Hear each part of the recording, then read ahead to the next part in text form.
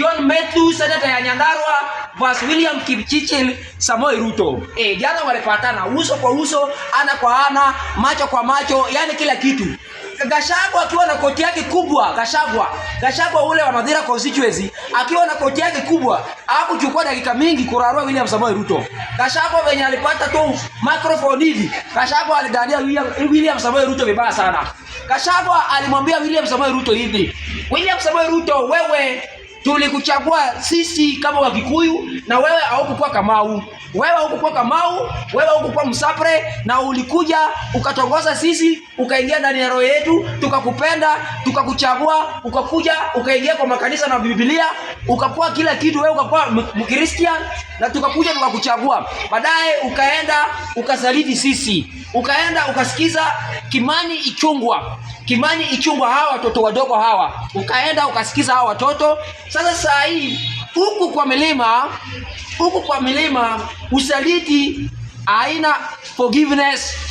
Sasa lazima ni sisi na wewe William Kipchirchir kusikia hivyo, alikuwa anajisikia kuhara, anajisikia kulala, anajisikia kutwist kwa kiti. William Kipchirchir alisikia vibaya sana.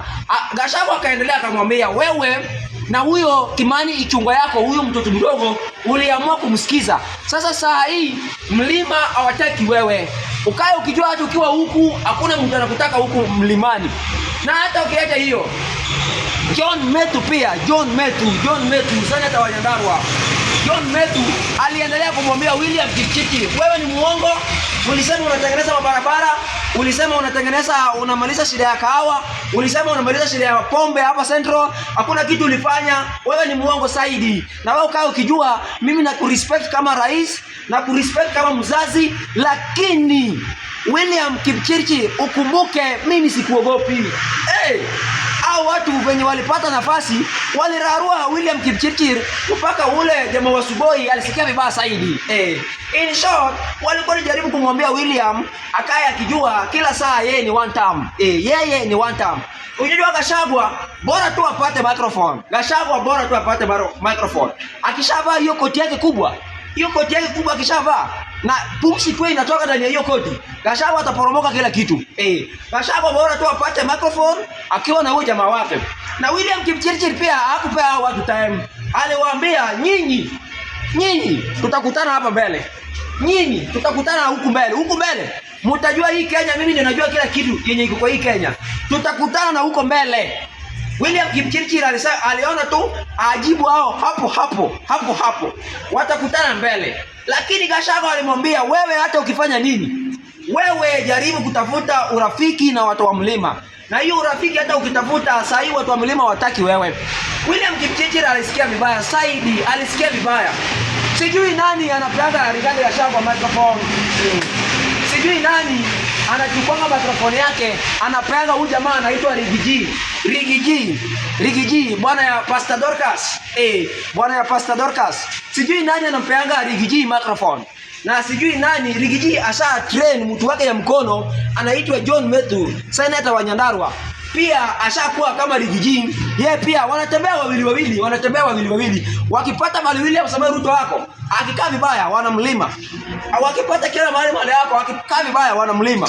William Kipchirchir, wewe sasa huko mlima mambo imechemuka 24/7. Kila saa mambo ishachemuka huko.